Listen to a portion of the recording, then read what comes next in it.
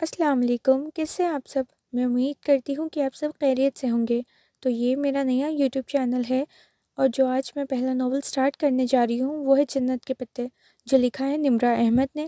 میں نے یہ ناول آلریڈی آدھا پڑھ ہی لیا تھا، لیکن انسٹا پر بہت لوگوں نے کامنٹ کیا تھا کہ آپ جنت کے پتے پڑھیں، اس لیے میں پھر سے پڑھنا سٹارٹ کر رہی ہوں۔ ویسے میں یہ ناول نہیں پڑھنا چاہ رہی تھی کیونکہ بہت چینلز نے اس ناول کو آلریڈی یوٹیوب پر شاید اپلوڈ کیا ہے، لیکن اس ناول کے ریلز ویڈیوز بار بار میرے سامنے آ رہی تھی، تو میں نے سوچا اگر ایسا ہی ہے تو پھر سے ایک بار پڑھ ہی لیتے ہیں۔ ویسے میں نے سنا ہے یہ ناول ڈیفرنٹ رولز اور حجاب کے اوپر ہے، اس میں دوستی پر بھی زیادہ اہمیت دی گئی ہے۔ سب نے کہا ہے کہ یہ ناول بہت اچھی ہے، آپ کو بہت پسند آئے گی، تو میں نے سوچا کہ چلے پھر سے ناول پڑھ ہی لیتے ہیں۔ چلیے کہانی کا آغاز کرتے ہیں، پلیز میرا سپورٹ کریے گا۔ لیپ ٹاپ تکیے پر رکھا تھا اور وہ اس کے سامنے کونین کے بل اوندھی لیٹی تھی۔ اسکرین کی روشنی اس کے چہرے کو چمکا رہی تھی۔ وہ ٹھڈی تلے ہتھیلی رکھے دوسرے ہاتھ کی ایک انگلی لیپ ٹاپ کے ٹچ پیڈ پر پھیر رہی تھی۔ لمبے سیدھے سیاہ بال پیچھے کمر پر پڑے تھے۔ اس کی آنکھیں بھی ویسی ہی تھیں، سیاہ بڑی بڑی آنکھیں جن میں چاندنی جیسی چمک تھی، اور چہرہ تو ملائی کا بنا لگتا تھا، سفید، ملائم اور چمکدار۔ وہ اسی مگن انداز میں اسکرین پر نگاہیں مرکوز کیے ٹچ پیڈ پر انگلی پھیر رہی تھی۔ ایک کلک کے بعد اگلا صفحہ کھلا تو ایک دم اس کی متحرک انگلی ٹھہر گئی۔ اسکرین پر جمی آنکھوں میں ذرا تفکر ابھرا اور پھر بے چینی۔ اس نے جلدی جلدی 2-3 بٹن دبائے۔ لوڈنگ۔ اگلے صفحے کے لوڈ ہونے کے انتظار کرتے ہوئے اسی مضطرب انداز میں اس نے انگلی سے چہرے کی دائیں طرف سے پھسلتی لٹیں پیچھے کیے۔ چند سیکنڈ بعد صفحہ لوڈ ہو گیا۔ وہ بے چینی سے ہو کر چہرہ اسکرین کے قریب لائی تو سلکی بالوں کی چند لٹیں پھر سے شانے پر پھسل کر آگے کو گری۔ جیسے جیسے وہ پڑھتی گئی اس کی سیاہ آنکھیں حیرت سے پھیلتی گئی، لب ذرا سے کھل گئے اور پورا وجود بے یقینی میں ڈوب گیا۔ ڈھیر سارے لمحے لگے تھے اس کو خود کو یقین دلانے میں جو وہ پڑھ رہی تھی بالکل سچ ہے، اور جیسے ہی اس کے ذہن نے یقین کی دھرتی کو چھوا وہ ایک جھٹکے سے اٹھ بیٹھی۔ اس کا سیل فون سائڈ ٹیبل پر رکھا تھا۔ اس نے ہاتھ بڑھا کر سیل اٹھایا اور جلدی جلدی کوئی نمبر ملانے لگی۔ رات کی مقدس خاموشی میں بٹنوں کی آواز نے ذرا ارتعاش پیدا کیا تھا۔ اس نے فون کان سے لگایا، دوسری جانب گھنٹی جا رہی تھی۔ ہیلو زارا۔ شاید رابطہ مل ہی گیا تھا، تبھی وہ دبے دبے جوش سے چیخی، کیسی ہو؟ سو تو نہیں گئی تھی؟ حیا بول رہی ہوں۔ دوسری طرف اس کی دوست کچھ کہہ رہی تھی۔ وہ لمحے بھر کو سننے کے لیے رکی، پھر دھیرے سے ہنس دی۔ ساری باتیں چھوڑو زارا، میرے پاس جو بڑی خبر ہے وہ سنو۔ اب وہ عادتاً سیاہ بالوں کی ایک موٹی لٹ انگلی پر لپیٹتے ہوئے کہہ رہی تھی، اور تم یقین نہیں کرو گی، میں جانتی ہوں۔ ارے نہیں، داور بھائی کی شادی کے بارے میں نہیں ہے۔ دوسری طرف زارا نے کچھ کہا تو اس نے فوراً تردید کی، بلکہ یوں کرو، تم گیس کرو میں تمہیں کیا بتانے والی ہوں۔ اس نے ایک ہاتھ سے لیپ ٹاپ پرے کیا اور تکیہ نکال کر بیک گراؤنڈ کے ساتھ سیدھا لگایا، پھر اس سے ٹیک لگا کر پاؤں سیدھے کر لیے۔ ساتھ ساتھ وہ نافی میں سر ہلاتی زارا کے کہے اندازوں کی تردید بھی کرتے جا رہی تھی۔ نہیں، بالکل نہیں، ایسا تو ہے ہی نہیں۔ ارے میری شادی وغیرہ نہیں ہو رہی۔ جی نہیں، ارم کی بھی نہیں ہو رہی۔ سیریسلی زارا، تمہاری سوچ بس یہیں تک ہے؟ اب کان کھول کر سنو، تمہیں وہ ایراسمس ایکسچینج پروگرام یاد ہے جس کے لیے ہم نے اپلائی کیا تھا؟ کین یو بلیو اٹ زارا کہ مجھے یوروپین یونین نے اسکالرشپ کے لیے سلیکٹ کر لیا ہے؟ دوسری جانب زارا اتنے زور سے چیخی کہ موبائل کا اسپیکر آف ہونے کے باوجود اس کی چیخ سارے کمرے میں سنائی دی۔ بالکل سچ کہہ رہی ہوں زارا، ابھی 15 منٹ پہلے مجھے یونیورسٹی کی طرف سے میل ملی ہے۔ اس نے ساتھ ہی ایک ہاتھ سے پڑے پڑے لیپ ٹاپ کا رخ اپنی جانب موڑ لیا اور سر آگے کر کے دوبارہ سے دیکھا۔ ہاں، 15 منٹ پہلے ٹھیک 9:30 بجے سلیکشن کی میل آئی ہے۔ تم بھی فوراً چیک کرو، تم نے بھی اپلائی کیا تھا، تمہیں بھی میل آئی ہوگی۔ وہ فون ایک ہاتھ سے پکڑے دوسرے سے بٹن دبا کر لیپ ٹاپ آف کرنے لگی۔ نہیں، اسپین کی یونیورسٹی نے نہیں، بلکہ ترکی کی زبان سبانچی یونیورسٹی نے ہمیں سلیکٹ کیا ہے، اور اب ہم ایک سیمسٹر پڑھنے 5 ماہ کے لیے استنبول جا رہے ہیں۔ لیپ ٹاپ کی اسکرین اندھیر ہوئی تو اس نے اسے ہاتھ سے دبا کر بند کیا، پھر تار نکال کر سائڈ ٹیبل پر رکھ دیا۔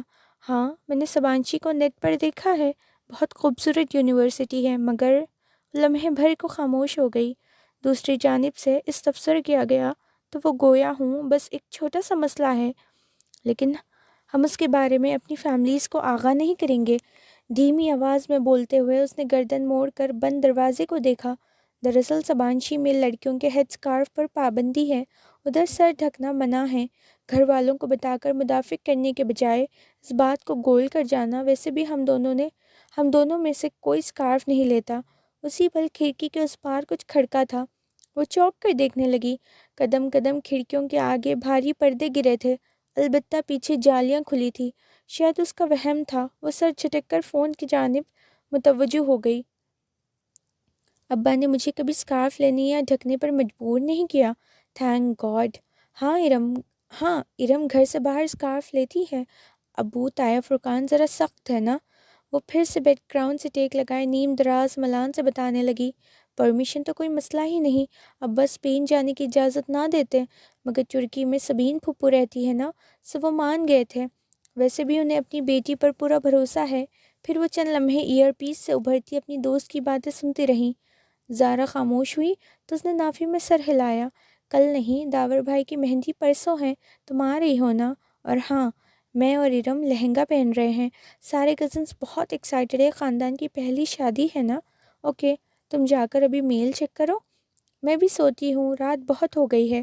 الوداعی کلمات کہہ کر اس نے موبائل کان سے ہٹایا اور تکیے پر اچھال دیا، پھر جانے کے لیے اٹھ کھڑی ہوئی۔ باہر لاؤنج خاموشی سے ڈوبا تھا۔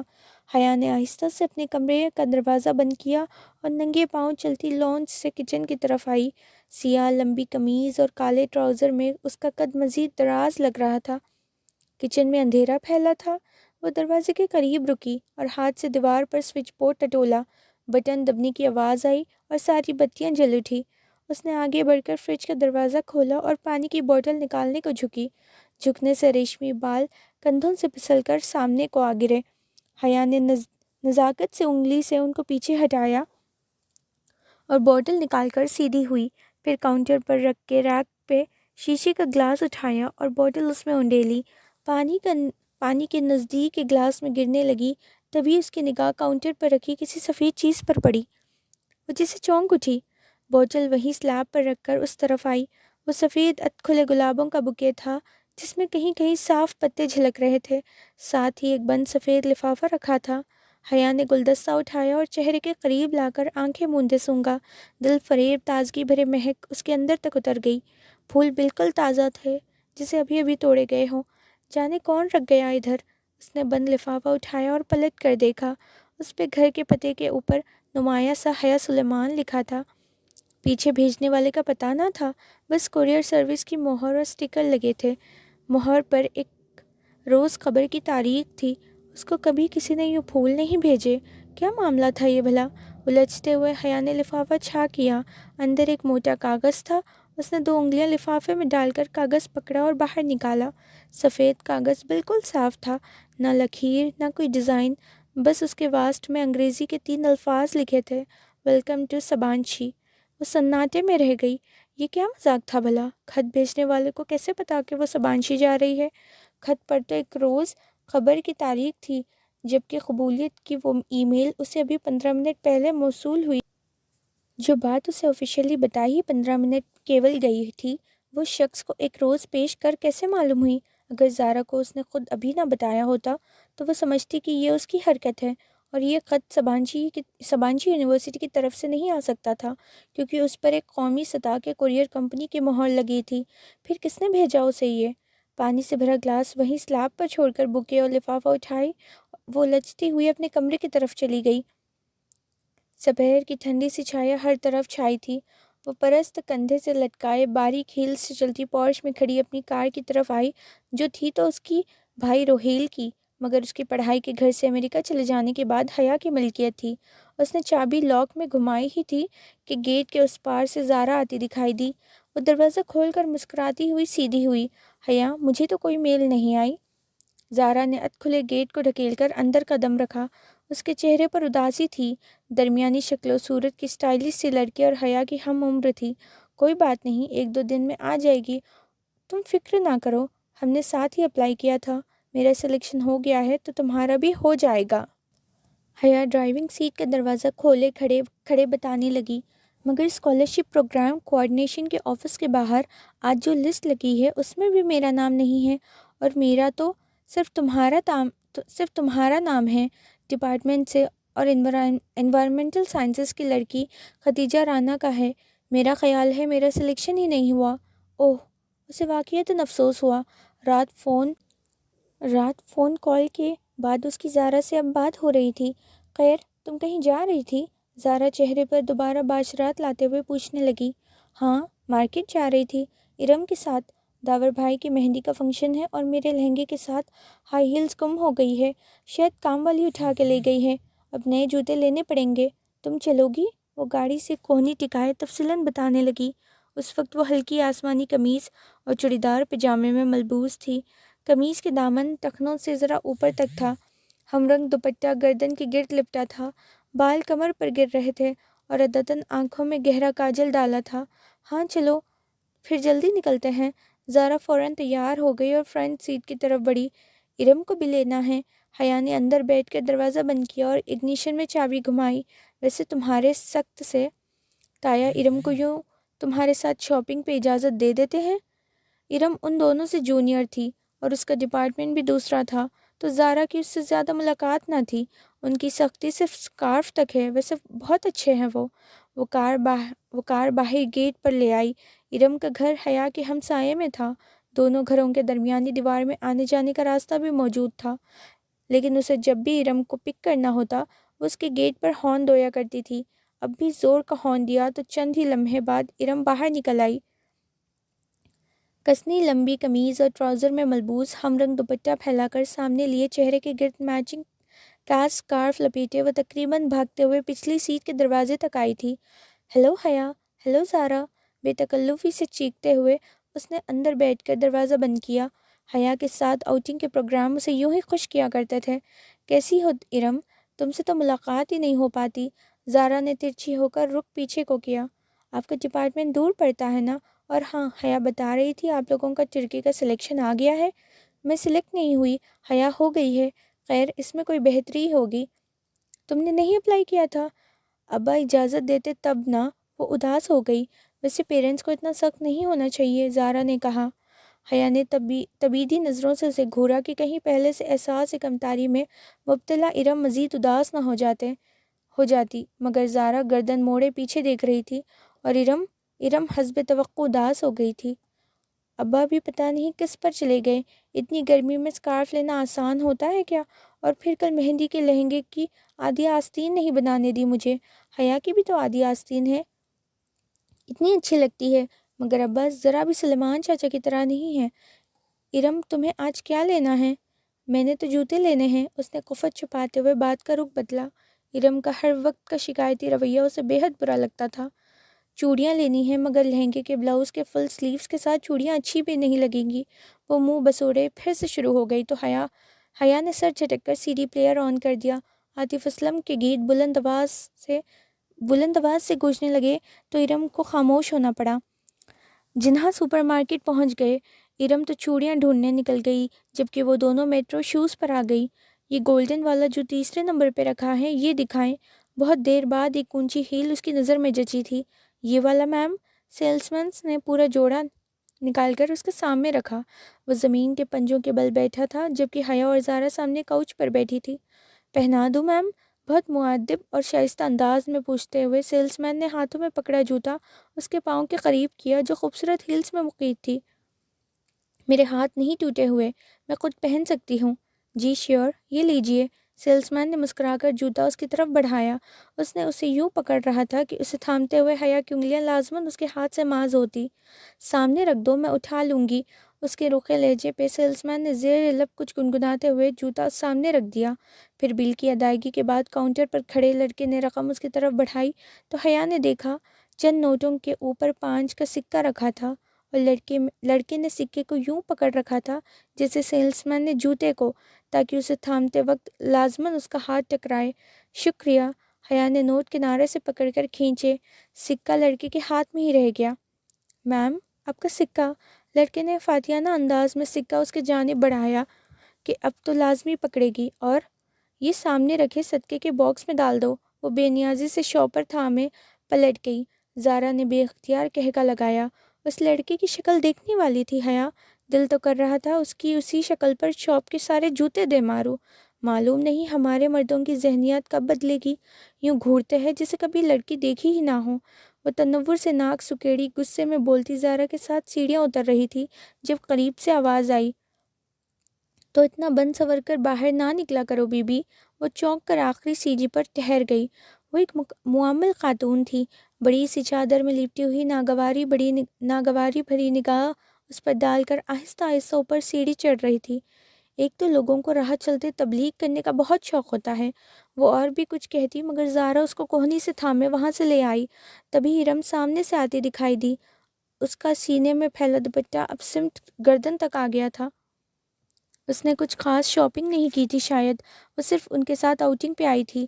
میٹرو سے وہ اسکوپ چلی آئی کہ کچھ ہلکا پھلکا سا کھا لے۔ رات کی دعوت تو طاہر فرقان کی طرف تھی، جو وہ بیٹی کی شادی کے لیے جمے ہوئے خاندان والوں کے لیے دے رہے تھے۔ میرے لیے پائنیپل سلش منگوا لینا، میں ذرا بیکری سے کچھ لے لوں۔ ارم جھٹ باہر کو لپکی۔ حیا نے گہری سانس لیتے ہوئے اپنی جانب کا شیشہ نیچے کیا۔ سر دھوا تیزی سے اندر آئی تھی، مگر اتنی سردی میں سلش پینے کا اپنا مزہ تھا۔ وہ پارکنگ لاٹ میں موجود تھی اور ٹھنڈی ہوا نے ساری جگہ کو گھیر رکھا تھا۔ مغرب گہری ہو چکی تھی اور ہر طرف اندھیرا سا تھا۔ ارم خاصی کمپلیکس لڑکی ہے، نہیں؟ ارم دور ہو گئی تو زارا اس کی طرف گھومی۔ اور تم انہی کمپلیکسز کو ہوا دے رہی تھی۔ وہ الٹا اسی پر خفا ہوئی۔ طاہر فرقان صرف اسکارف کی سختی کرتے ہیں، وہ بس اسی بات پہ خود ترشی کا شکار ہے، اور تم بھی اس کا ساتھ دے رہی تھی۔ میں نے سوچا کہ بیچاری نہیں ہے وہ بیچاری، اب اس کو بھی یہ سمجھانے کا خوامخواہ کہ خود ترشی سے نکل آئے۔ ویٹر ہاتھ میں کارڈ پکڑے حیا کے کھلے شیشے کی طرف باہر آ چکا تھا۔ تمہیں یاد ہے زارا، پچھلے سال جب یونیورسٹی والوں نے ہمیں ترکی کے ٹرپ کی آس دلائی تھی اور آخر میں پہنچا کر سارا پروگرام ہی کینسل کر دیا تھا؟ آرڈر لکھوا کر وہ شیشے اوپر چڑھاتے ہوئے یاد کر کہنے لگی، میں تو اتنی مایوس ہو گئی تھی کہ سوچا بھی نہ تھا کہ کبھی ترکی جا سکوں گی۔ اس کی آواز میں آس جڑنے کی خوشی ڈر آئی تھی۔ زارا اور وہ انٹرنیشنل اسلامک یونیورسٹی میں LLB آنرز کے 5ویں سال میں تھی۔ ان کا 7واں سیمسٹر درمیان میں تھا جب یورپین یونین کے اسپانسرڈ اسکالرشپ کا اعلان ہوا، جس کے تحت یورپ اور ایشیا کی یونیورسٹی میں میبین طلباء کا تبادلہ ہونا تھا۔ یوں چند ماہ کے لیے یہاں سے کچھ طلباء یورپ کی یونیورسٹیز جائیں گی اور ایک سیمسٹر پڑھ کر واپس آ جائیں گی۔ جب یورپین یونیورسٹیز میں درخواست دینے کی باری آئی تو اسے ترکی کے سبانچی یونیورسٹی کا فارم سب سے آسان لگا۔ پھر ہسپنوی یونیورسٹی میں بھی ساتھ ہی اپلائی کر دیا، اور اب ملا کر سبانچی سے اسے مخاطب کر لیا گیا تھا۔ ادھر 7واں سیمسٹر پورا کر کے اسے فروری میں 5 ماہ کے لیے ترکی جانا تھا، جہاں اس کے اپنے معظم شریعہ اینڈ لا تناع تھے کہ ترکی کا قانون پاکستان کے قانون سے مختلف تھا، تو 5 ماہ کے لیے وہ اپنی مرضی سے کوئی بھی مضمون پڑھ سکتی تھی۔ پھر واپس پاکستان آ کر اسے LLB کا 8واں سیمسٹر شروع کرنا تھا۔ کتنا مزہ آئے گا حیا، اگر کوئی رومانٹک سا ہینڈسم سا ہمسفر تمہیں مل جائے تو تمہارا سفر کتنا خوبصورت ہو جائے گا۔ ہمسفر کوئی نہیں ملنے والا، کیونکہ پاکستان سے سبانچی صرف ہم 2 لڑکیاں ہی جا رہی ہیں، اور پھر ہم ٹھہرے آل وومن یونیورسٹی میں پڑھنے والے۔ وہ ختیجہ رانا جو تمہارے ساتھ جا رہی ہے، اس سے کوئی بات ہوئی؟ ویٹر نے شیشہ بجایا تو حیا چونکی، پھر شیشہ نیچے کرنے لگی۔ نہیں، ختیجہ رانا کو تو نہیں جانتی، معلوم نہیں کون ہے۔ اس نے سلش کے گلاس پکڑے، زارا کو اسے تھمایا اور ارم کا ڈیش بورڈ پر رکھا، پھر اپنا گلاس لبوں سے لگایا۔ ٹھنڈا سا سلش اندر تک اترتا گیا۔ بے دھیانی میں وہ شیشہ بند کرنا کب بھولی اسے علم نہ ہو سکا۔ دفعتاً زارا کا موبائل بجا۔ زارا نے سپ لیتے ہوئے موبائل کان سے لگایا۔ ہیلو اماں؟ جی کیا؟ آواز خراب ہے، 1 منٹ۔ زارا کے فون پہ سگنل ٹھیک نہیں آ رہے تھے۔ وہ سلش کا گلاس ہاتھ میں پکڑے دروازہ کھول کر باہر چلی گئی۔ حیا اپنے گلاس سے چھوٹی چھوٹی سپ لیتے زارا کو وائن اسکرین کے پار سے دیکھ رہی تھی۔ اب وہ ڈور ایک درخت کے ساتھ کھڑی فون پر بات کر رہی تھی۔ ہیلو مائی لیڈی، کوئی ایک دم سے اس کے بہت قریب آ کر بولا۔ وہ ڈر کر اچھلی، ذرا سا جوس کپڑوں پر چھلک گیا۔ کھلی کھڑکی پہ ایک عورت مسکراتے ہوئے جھکی ہوئی تھی، میک اپ سے اٹا چہرہ، چمکتا ہوا آئی شیڈو، پھڑکتی ہوئی سرخی بالوں کا جڑا چھم کپڑے۔ وہ عورت نہیں تھی مگر وہ مرد بھی نہیں تھا۔ کیسے ہو جی؟ وہ اس کی کھڑکی پہ پورا جھکا کھڑا تھا، گلاس اس کے ہاتھ میں کان پڑا۔ بے اختیار اس نے شیشہ اوپر چڑھانا چاہا مگر اس کے ہاتھ درمیان میں تھے۔ ڈرو نہیں باجی جی، میں آپ کی دوست ہوں، ڈولی کہتے ہیں مجھے۔ ہٹو جاؤ۔ وہ گھبرا گئی۔ سستے پرفیوم کی تیز خوشبو اٹھ رہی تھی، اسے کراہت سی آئی۔ ذرا بات تو سنو۔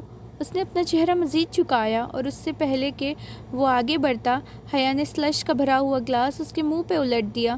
ٹھنڈی برف چہرے پہ پڑی تو وہ جھٹکے سے پیچھے ہٹا۔ اس نے پھرتی سے شیشہ اوپر چڑھا لیا۔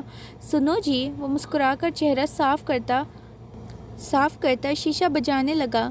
بند شیشے کے باعث اس کی آواز ہلکی ہو گئی تھی اور اب وہ گیت گنگنانے لگا تھا۔ کپکپاتے ہاتھوں سے اس نے اگنیشن میں چابی گھمائی اور گاڑی وہاں سے نکل لائی۔ بیکری کے داخلے دروازے کے سامنے کار لا کر اس نے پلٹ کر دیکھا۔ وہاں درختوں کے ساتھ وہ ڈولی نامی افسرہ ابھی تک کھڑا تھا۔ وہ اس کے پیچھے نہیں آیا تھا اور اب گا بھی نہیں رہا تھا، بس خاموشی اور گہری نظروں سے اسے دیکھ رہا تھا۔ اسے بے اختیار جھنجھنیں سی آئی۔ کہاں رہ گئی یہ دونوں؟ اس نے جھنجھلا کر ہارن پر ہاتھ رکھ دیا، پھر گردن موڑ کر دوبارہ دیکھا۔ وہ ابھی تک اسے ہی دیکھ رہا تھا۔ ارم اور زارا کو ڈراپ کر کے وہ سیدھے اپنے کمرے میں آئی تھی۔ ڈنر کا وقت ہونے والا تھا۔ اس نے یہ کپڑے ڈنر کے مناسب سے ہی پہنے تھے مگر جوس چھلکنے سے ذرا سا داغ پڑ گیا تھا۔ اس نے جلدی سے دوپٹے کا وہ حصہ دھو کر اسے استری کیا۔ اسے رہ کر وہ خواجہ سارا یاد آ رہا تھا۔ اس برادری کے لوگ اکثر آ کر پیسے مانگتے تھے مگر ایسی حرکت تو کبھی کسی نے نہیں کی تھی۔ اس خواجہ سارا کی عجیب نگاہیں اور انداز اسے پھر سے جھرجھری آئی۔ پھر جب اپنی تیاری سے مطمئن ہو کر وہ باہر آئی اور لابی کا دروازہ کھولا تو پاؤں کسی چیز سے ٹکرایا۔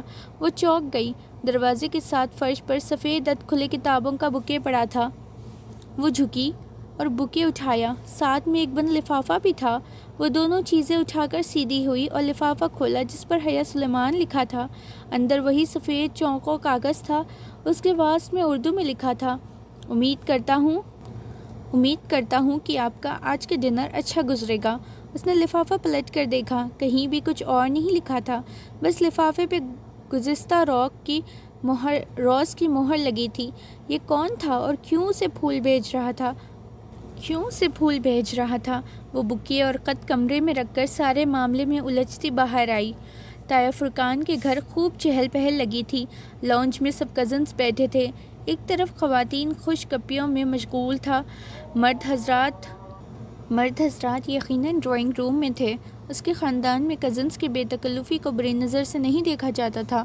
تایا فرقان چاروں بھائی بہنوں میں سب سے سخت تھے اور ان کی سختی ارم کے سکارف لینے اور گھر سے باہر لڑکوں سے بات کرنے پہ تھی۔ ارم اور باقی کزنز بھی معمولاً اپنے کزنز کے سوا باہر کے کسی لڑکے سے بات نہیں کرتی تھی۔ حیا اور ارم تو پڑھتی بھی آل وومنز یونیورسٹی میں تھی۔ ہاں، دوسرے چچا اور خود سلیمان صاحب مستقبل میں اپنے بچوں کی شادیاں یقیناً مائسکس گیدرنگ میں رکھیں گے، یہ سب کو معلوم تھا۔ ان کا خاندان زیادہ بڑا نہ تھا، وہ لوگ 3 بھائی اور 1 بہن تھے۔ تایا فرقان سب سے بڑے تھے، داور، فاروق اور ارم ان کے بچے تھے۔ فاروق میڈیکل کر چکا تھا اور آج کل پولو کلینک سے ہاؤس جاب کر رہا تھا۔ وہ حیا سے 3 سال بڑا تھا۔ سمی فاروق سے سال بھر چھوٹا تھا اور MBA کے بعد جاب کر رہا تھا۔ ارم حیا سے سال بھر چھوٹی تھی۔ آج کل سب سے بڑے بھائی داور کی شادی کی تیاری تھی۔ تایا فرقان کے بعد سلیمان صاحب تھے۔ حیا ان کی اکلوتی بیٹی تھی اور روہیل اکلوتا بیٹا۔ روہیل پڑھائی کے سلسلے میں امریکہ ہوتا تھا۔ اب ان کے گھر میں سلیمان صاحب، فاطمہ بیگم اور حیا، بس یہی تینوں تھے۔ پھر زاہد چچا تھے، ان کی بڑی 2 جڑواں بیٹیاں مہوش اور شیرش تھی۔ پھر بیٹا رضا انجینئر تھا۔ سب سے چھوٹی بیٹی ثنا O لیول کر رہی تھی۔ اس وقت سوائے روہیل کے جو امریکہ میں تھا اور ڈاور بھائی کے چوکل بن ڈرائنگ روم میں تھے، بلکہ تمام لڑکے لڑکیاں لاؤنج میں موجود تھیں۔ لڑکیاں کارپیٹ پر دائرہ بنا کر بیٹھی تھیں۔ ارم کے ہاتھ میں ڈھولک تھی، اس کا دوپٹہ سر سے پھسل کے کندھے پہ آ گیا تھا اور وہ مہوش شہرش اور ثنا کے ہمراہ سر ملا رہی تھی، جبکہ رضا، فاروق اور سمیع اوپر کرسیوں پہ بیٹھے مذاقاً لڑکیوں کی طرف فکرے اچھال رہے تھے۔ ہیلو ایوری ون، وہ سینے پہ ہاتھ باندھے چلتی ہوئی ان کے قریب آ کر رکی تو سب کی نگاہیں اس کی جانب اٹھی۔ سفید چہرے کے دونوں اطراف پر گرتے سیدھے سیاہ بال اور بڑی بڑی کاجل سے لبریز آنکھیں، وہ تھی ہی اتنی حسین کہ ہر اٹھتی نگاہ میں ستائش امڑ آئی۔ حیا، کیسی ہو؟ آؤ چلو ان لڑکوں کو ہراتے ہیں، آؤ بیٹھو نا۔ بہت سی آوازیں اس سے ٹکرائیں، مگر اس نے بے نیازی بھری مسکراہٹ سے شانے اچکائے۔ پہلے میں سائمہ تائی کی کچن میں ہیلپ کروا دوں۔ اس نے ارم کی امی کا نام لیا، جن کو اس نے آتے ہوئے اٹھ کر کچن کی طرف جاتے ہوئے دیکھا تھا۔ سائمہ تائی نے یقیناً اس کو آتے نہیں دیکھا تھا، ورنہ اسے بلوا لیتی۔ ارم سے زیادہ سمجھدار تو وہ ان کی حیا تھی۔ سائمہ تائی کے پیچھے زاہد چچا کی بیگم عابدہ چاچی بھی چلی گئی تھی۔ اب صوفے پہ حیا کی امی فاطمہ بیگم تنہا بیٹھی تھی۔ اماں، میں ذرا سائمہ تائی کے ساتھ ہیلپ کروا دوں؟ ان کو اپنی طرف دیکھتا پا کر اس نے اپنی باتیں دہرائی تو انہوں نے مسکرا کر سر ہلایا۔ وہ مطمئن سے آگے بڑھ گئی، راہداری پار کر کے کچن کے دروازے کی سیمی بڑی ہی تھی کہ سائمہ تائی کی تیز آواز سمجھ سے ٹکرائی، جسے میں جانتی ہی نہیں ہوں کہ یہ سارے رنگ ڈھنگ کس لیے ہوتے ہیں۔ ایک میرے ہی بیٹے ملے ہیں اس کو پاگل بنانے کے لیے۔ وہ بے اختیار 2 قدم پیچھے جانے لگی۔ یہ سائمہ تائی کس کی بات کر رہی تھی؟ تب بھی میں کہوں بھابھی کی رضا ہر وقت کیوں حیا کرتا ہے؟ وہ عابدہ چاچی تھی، اپنے نام سے وہ چوک سی گئی۔ وہ کہہ رہی تھی، پچھلی دفعہ جب ہم سلیمان بھائی کے گھر کھانے پہ آئے تھے تو کسی نک سک سے تیار پھر رہی تھی، تب سے رضا میرے پیچھے پڑا ہے کہ حیا کا رشتہ مانگے۔ اس لڑکی کو لڑکوں کا متوجہ کرنے کا فن آتا ہے۔ کتنی مشکل سے داور کے دل سے اس کا خیال نکالا تھا میں نے اور فرقان نے۔ وہ تو اڑ ہی گیا تھا کہ شادی کرے گا تو صرف حیا سے، مگر جب فرقان نے سختی کی کہ بھلا ایسی بے پردہ اور آزاد خیال لڑکی کو اپنی بہو بنا کر ہم نے آخرت بگاڑنی ہے کیا، تب کہیں جا کر وہ مانا۔ مگر اب فاروق، کیا کروں اس لڑکے کا؟ یہ ابھی بھی اس طرح کی کانٹوں سے لیس ہو کر آ جائے گی اور فاروق پھر اس کے جانے کے بعد ضد کرے گا۔ اب میری ارم بھی تو ہے، مجال ہے کہ سر پہ دوپٹہ لیے بغیر گھر سے نکلے۔ سائمہ تائی فخر سے کہہ رہی تھی اور وہ دھواں ہوتے چہرے کے ساتھ بامشکل دیوار کا سہارا لیے کھڑی تھی۔ اسے لگا اور اس نے مزید کچھ سنا تو اس کا اعصاب جواب دے جائے گا۔ بے دھجک اپنے وجود کو سنبھالتے وہ واپس پلٹ آئی۔ کس بات پہ ہنستے ہوئے فاروق کی نگاہ اس پر پڑی جو راہداری سے چلی آ رہی تھی تو اس کی ہنسی تھم گئی۔ وہ بے اختیار مسکرا دی۔ قبول صورت سا فاروق، جس کی رنگت ٹف روٹین کے باعث مزید ہملا گئی تھی، مگر مسئلہ اس کی پانچھی شخصیت یا حیا کی بے پردگی کا نہ تھا۔ اصل وہ بات تو سب جانتے تھے، پھر بھلا اس کے بارے میں رضا یا فاروق نے سوچا بھی کیسے؟ وہ اس بار نگاہ فاروق پر ڈال کر چپ چاپ فاطمہ بیگم کے ساتھ صوفے پہ آ بیٹھی۔ تمہیں کیا ہوا؟ انہوں نے غور سے اس کے چہرے کو دیکھ کر پوچھا۔ کچھ نہیں اماں، وہ دقت خود کو نارمل کر پائی۔ فاطمہ مطمئن ہو گئی اور وہ سائمہ تائی کے بارے میں سوچنے لگی، جن کا حیا میری جان کہتا منہ نہ تکتا تھا، اور طائع فرقان کے لیے تو وہ بڑی بیٹی تھی، لیکن اندر سے ان لوگوں کو ایسے خیالات ہوں گے وہ گمان بھی نہیں کر سکتی تھی۔ اور وہ پھول، وہ بھی رضا یا فاروق میں سے ہی کسی نے بھیجے ہوں گے، مگر کل رات جب پہلی دفعہ پھول آئے تھے تب تو فاروق نائٹ ڈیوٹی پہ تھا اور رضا تو اسلام آباد میں ہی، مگر ان دونوں میں سے کسی کو اس کے سبانچی کے سلیکشن کے بارے میں کیسے علم ہوا؟ شاید جب وہ زارا کو فون پر بتا رہی تھی تب کھڑکی کے باہر کچھ کھڑکا تھا۔ وہ جو کوئی بھی تھا، یقیناً اس نے کھڑکی کے باہر سے ساری باتیں سن لی ہوگی اور سن کر ہی وہ خط لکھ کر پھولوں کے ساتھ اڑ کر رکھا ہوگا، مگر اس پر تو کوریئر کی ایک روز خبر کی مہر لگی تھی۔ شاید اس نے کوئی جعلی مہر استعمال کی ہو، مگر اتنے جمیلوں میں فاروق اور رضا جیسے جاب کرنے والے مصروف بندے کیوں پڑیں گے بھلا؟ اس کا دل کہتا تھا یہ نہ فاروق ہے نہ رضا، بلکہ کوئی اور ہے۔ خیر، جہنم میں جائے وہ جو بھی ہے، ان دونوں کا دماغ تو ابھی ٹھیک کرتی ہوں۔ وہ تیزی سے اٹھ کے لڑکے لڑکیوں کے گروپ کے پاس چلی آئی۔ ارم، سامنے کھڑے کھڑے اس مخصوص بے نیازی سے سینے پہ ہاتھ باندھے ارم کو پکارا تو سب رک کر اسے دیکھنے لگے۔ کیا تم لوگوں نے سبین پھپھو کو شادی کا کارڈ بھیجا تھا؟ ترکی۔ اس نے فاروق اور رضا کا چہرہ دیکھا تھا۔ وہ دونوں چونکے تھے اور دونوں کو ہی اس کی بات پسند نہیں آئی تھی۔ جیسے پھپھو کا کارڈ سلیمان چچا کو دیا تھا، انہوں نے بھجوا دیا ہوگا، اور ہاں، پھپھو کو ابا نے فون کر دیا تھا۔ کیا وہ آئیں گی؟ آنا تو چاہیے، آخر قریبی رشتہ ہے، تم سے نہ صحیح ہم سے تو ہے۔ اس نے قریبی رشتے پر زور دے کر ایک جلتی نظر فاروق اور رضا پر ڈالی۔ وہ دونوں اپنی سوچوں میں گم تھے۔ پھر کھانے کے وقت سائمہ تائی نے سب سے پہلے اس سے بلایا۔ حیا میری جان، یہ ارم کسی کام کی نہیں ہے، تم سمجھدار ہو، ٹیبل پر تم نے خیال رکھنا ہے کہ جیسے کوئی ڈش آتی ہو فوراً ظفر کو اشارہ کرنا۔ ٹھیک ہے، شیور تائی، میں خیال کروں گی۔ وہ بادقت مسکراتی ہوئی سرو کرنے لگی۔ چند منٹ بعد سب ڈائننگ ہال میں کھڑے اپنی اپنی پلیٹوں میں کھانا نکال رہے تھے۔ ڈائننگ ٹیبل کے اطراف سے کرسیاں ہٹا کر ایک دیوار کے ساتھ لگا دی گئی تھی تاکہ سب اپنی مرضی سے کھانا نکال کر ادھر ادھر ٹہلتے ہوئے کھاتے رہیں۔ تایا جان، اپنے سلاد نہیں لیا؟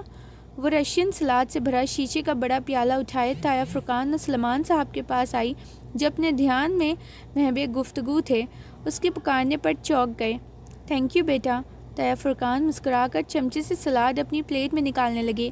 وہ شلوار کرتے میں ملبوس تھے، کندھوں میں شال تھی اور چہرے پر مونچھیں۔ سلمان صاحب ان کے برعکس کلین شیوڈ ڈنر سوٹ میں ملبوس کافی سمارٹ اور ہینڈسم لگ رہے تھے۔ دونوں کی سوچ بھی اپنی ہولیوں کے مانب تھی۔ ابا، آپ بھی لینا۔ سلمان، تم نے سبین کو کارڈ پوسٹ کر دیا تھا؟ تایا کو اچانک شاید اسی کی شکل دیکھ کر یاد آیا۔ سلمان صاحب کا چمچے میں سے سلاد بھرتا ہاتھ ذرا سست ہوا اور چہرے پر قداور پھیل گئی۔ بہت آہستہ آہستہ سے انہوں نے سلاد سے بھرا چمچہ اپنی پلیٹ میں پلٹا کر دیا۔ اس کے لہجے میں عجیب کاٹ تھی جو حیا کے لیے نہیں تھی۔ ابا، سبین پھپھو شادی میں آئے گی؟ وہ پوچھے بنا نہیں رہ سکی۔ کل مہندی ہے، آنا ہوتا تو اب تک آ گئی ہوتی۔ 30 سالوں میں جو عورت صرف چند دفعہ ملنے آئی ہو وہ اب بھی نہ آئے تو بہتر ہے۔ حیا تو کیا، فرقان تایا بھی دنگ رہ گئے۔ سلمان، کیا ہوا ہے؟ تھینک یو بیٹا۔ جواب دینے کے بجائے سلمان صاحب نے اسے مخاطب کیا تو وہ اب تم جانو کا اشارہ سمجھ کر سر جھکائے وہاں سے چلی آئی۔ بہت آہستہ آہستہ سلاد کا پیالہ میز پر رکھا اور اپنی آدھی بھری پلیٹ اٹھائی، مگر اب کچھ بھی کھانے کو جی نہیں چاہ رہا تھا۔ یہ ابا کو کیا ہو گیا تھا؟ وہ پھپھو کے بارے میں ایسی گفتگو کیوں کر رہے تھے؟ پھر وہ رک نہیں سکی، اپنی پلیٹ کے لیے اس ساتوں کے پیچھے آ کھڑی ہوئی جس کی دوسری جانب تایا اور ابا کھڑے تھے، بظاہر اپنے پلیٹ پہ سارا جھکائے اس کے کان انہی کی طرف لگے تھے۔ حیا کے لیے اپنی بیٹی کا پروپوزل دیا ہے، سلمان صاحب اپنے دوست اور اپنی کمپنی کے شیئر ہولڈرز کے نام لے کر کہہ رہے تھے اور اس کے ہاتھ میں پکڑی پلیٹ لرز گئی تھی۔ دل سہم اٹھا۔ یہ کیا کہہ رہے ہو؟ تایا فرقان شہتر رہ گئے۔ بھائی، اس میں حیرت کی کیا بات ہے؟ ولید اچھا لڑکا ہے، کل مہندی پہ آئے گا تو آپ کو ملواؤں گا۔ سوچ رہا ہوں حیا سے پوچھ کر ہاں کر دوں، مگر سلمان، یہ کیسے ہو سکتا ہے؟ کیوں نہیں ہو سکتا بھائی؟ تم حیا کی شادی یوں کیسے کر سکتے ہو؟ باپ ہوں اس کا، کر سکتا ہوں۔ فاطمہ بھی راضی ہے اور مجھے یقین ہے کہ حیا کو بھی کوئی اعتراض نہیں ہوگا۔ اور جہان کا کیا ہوگا؟ کون جہان؟ سلمان صاحب انجان بن گئے۔ تمہارا بھانجا، سبین کا بیٹا جہان، جس سے تم نے حیا کا نکاح کیا تھا، تم کیسے بھول سکتے ہو؟ جواباً سلمان نے ناگواری سے سر جھٹکا۔ وہ 21 سال پرانی بات ہے اور حیا اب 22 سال کی ہو چکی ہے۔ بے وقوفی کی تھی میں نے کہ سبین پر اعتبار کر کے اپنی بچی کا نکاح اس کے بیٹے سے کر دیا تھا۔ کیا ان 21 برسوں میں کبھی سبین نے مڑ کر پوچھا کہ اس نکاح کا کیا بنا یا کیا بنے گا؟ زیادہ سے زیادہ وہ 6 ماہ میں ایک فون کال کر لیتی ہے اور 3 منٹ بات کر کے رکھ دیتی ہے۔ آپ کو واقعی لگتا ہے کہ وہ لوگ اس رشتے کو قائم رکھنا چاہتے ہیں؟ مگر سبین تو سکندر کی وجہ سے، تم جانتے ہو وہ الٹے دماغ کا شخص، میں کیسے مان لوں کہ اپنے مغرور اور بد دماغ شوہر کی وجہ سے وہ اپنے بیٹے کا نکاح بھول سکتی ہے؟ اتنے برس بیت گئے اس نے پھر کبھی رشتے اور شادی کی بات منہ سے نہیں نکالی۔ میں اسے کیا امید رکھوں؟ مگر جیحان تو اچھا لڑکا ہے، تم اس سے ملے تو تھے پچھلے سال جب تم استنبول گئے تھے؟ جی جیحان سکندر اچھا لڑکا؟ جیحان سکندر اچھا لڑکا؟ مائی فٹ! انہوں نے ٹرکی سے سر جھٹکا۔ اس کے تو مجاز ہی نہیں ملتے۔ وہ ترکی میں پیدا ہوا ہے، اس نے کبھی پاکستان کی شکل نہیں دیکھی، نہ اسے اردو آتی ہے نہ پنجابی۔ کبھی ان تمام برسوں میں اس نے اپنی کسی ماموں کا حال پوچھا، کبھی فون کیا؟ میں یہ سب بھول جاتا، مگر جب میں پچھلے سال استنبول گیا تو آپ یقین کریں گے بھائی کہ میں 18 روز وہاں رہا۔ میں روز سبین کے گھر جاتا تھا۔ سکندر تو ملا ہی نہیں، اور جیحان تو آخری وقت مجھ سے ملا، اور وہ بھی 15 منٹ کے لیے، بس وہ بھی جب اس کی ماں نے میرا نام بتایا تو کافی دیر بعد اسے یاد آیا کہ میں اس کا کوئی دور پار کا ماموں ہوتا ہوں۔ پھر جانتے ہیں وہ مجھ سے کیا پوچھنے لگا؟ کیا پاکستان میں روز بم دھماکے ہوتے ہیں اور کیا وہاں انٹرنیٹ کی سہولت موجود ہے؟ پھر اس کا فون آیا اور وہ اٹھ کر چلا گیا۔ میں کبھی حیا کے لیے کوچ سے کھلا لینے کے متعلق نہ سوچتا اگر میں اس روز ایک ترک لڑکی کو جیحان کے گھر ڈراپ کرتے نہ دیکھ لیتا۔ جب میں فلائٹ پکڑنے سے سبین کو خدا حافظ کہنے گیا تھا تو اس لڑکی کے ساتھ اس کی بے تکلفی علامن، وہ سکندر شاہ کا بیٹا ہے اور وہ اپنے باپ کا ہی پالتو ہے۔ میں سوچتا تھا کہ اگر احمد شاہ جیسے عظیم انسان کا بیٹا ہو کر سکندر اس کے برعکس نکلا تو ویسے ہی جیحان بھی اپنے باپ کے برعکس نکلے گا اور ایک اچھا انسان ہوگا، مگر نہیں، وہ اسی مغرور آدمی کا غرور بیٹا ہے۔ حیا کون ہے، اس سے کیا تعلق ہے؟ یہ بات نہ جیحان کو یاد تھی نہ سبین کو۔ سبین تو یہ ذکر ہی نہیں کرتی۔ اب میں اپنی بیٹی کو زبردستی ان کے گھر بھیج دوں کیا؟ خیر، کل ولید سے ملوا دوں گا آپ کو۔ اب وہ جو بھی رشتہ اچھا لگا میں حیا کی شادی ادھر کر دوں گا۔ اب اس میں مزید سننے کی تاب نہیں تھی۔ وہ سفید چہرہ لیے بوجھال قدموں سے چلتی ان سے دور ہٹ گئی۔ جیحان سکندر کو اس نے کبھی نہیں دیکھا تھا، بس بچپن سے اپنی اور اس کے رشتے سے متعلق سنا تھا۔ وہ سال بھر کی تھی جب سبین پھپھو پاکستان آئی اور جذبات میں اپنے 8 سالہ بیٹے کے لیے اس کا رشتہ مانگ لیا۔ جذباتی سے کروائی ہوئی اور دونوں بہن بھائیوں نے بچوں کا نکاح کر دیا۔ تب 8 سالہ جیحان ان کے ساتھ تھا، پھر وہ ترکی چلا گیا۔ 21 سال گزر گئے تھے، وہ ترکی میں ہی رہا، کبھی پاکستان نہیں آیا، اور اس وزٹ کے بعد بھی سبین پھپھو بھی نہیں آئی، اور نہ کبھی انہوں نے کوئی تصویر بھیجی نہ خط لکھا۔ اگر کبھی کوئی ترکی چلا جاتا تو ان سے مل لاتا، ورنہ ان سے رابطہ ہونے کے برابر رہ گیا تھا۔ انٹرنیٹ کو استعمال نہیں کرتی تھی۔ اگر جیحان کرتا تھا تو بھی اس کا کوئی ای میل، فیس بک، ٹویٹر، کسی کے پاس کچھ بھی نہ تھا۔ ارم وغیرہ اسے فیس بک پر سرچ کر کے تھک گئے تھے، مگر ترکی کا کوئی جیحان سکندر انہیں نہیں ملا تھا۔ شروع کے چند برس پھپھو بہت فون کرتی تھی، پر آہستہ آہستہ یہ رابطے زندگی کی مصروفیات میں کھو گئے۔ 3 ماہ میں ایک فون ان کا آ جاتا اور 3 ماہ بعد فون ادھر سے چلا جاتا، یوں 6 ماہ میں 2 ہی دفعہ بات ہو پاتی، رسمی، علیک سلیک، موسم کا حال، سیاست پہ تبادلہ خیال، اور پھر اللہ حافظ۔ ان تمام باتوں کے باوجود وہ خود کو ذہنی اور جذباتی طور سے وابستہ کر چکی تھی۔ نکاح کے وقت کی تصویر آج بھی اس کے پاس محفوظ تھی۔ 8 سالہ بھورے بالوں اور سنہرے رنگت والا خوبصورت سا لڑکا جس کو اس نے روبرو کبھی نہیں دیکھا تھا، اور شاید ترکی جانے کی ساری خوشیوں کی وجہ بھی یہی تھی جس پر ابا نے پانی پھیر دیا تھا۔ اس روز اسے رہ کر پھپھو اور جیحان پر غصہ آ رہا تھا، جن کی بے رخی بن کر رہ گیا تھا، مگر خیر، داور بھائی کی شادی ہو جائے اور سیمسٹر ختم ہو جائے، پھر وہ ترکی جائے گی اور ان لوگوں کو ضرور ڈھونڈے گی۔